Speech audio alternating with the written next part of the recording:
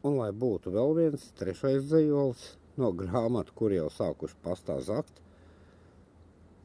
šķirot uz dulo.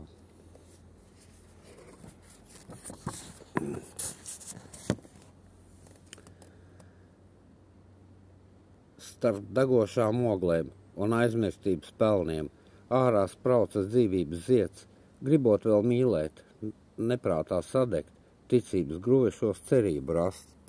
Nojaukti tilti, bet upe ir viena, krāsmatu pelnos vēl dzīvību plaukst, cerot un mīlot, jo savādāk nespēja, jo dzīve esot, negrib tā mirt.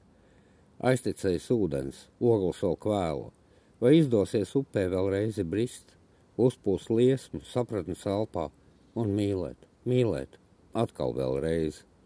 Degošs ogles, aizmirstības pelni, nojaukt tilti un vienatnes nakts, dzīvības ziedu vēl uztur pie cerības, ticībā kļūdas nepieļaut vairs.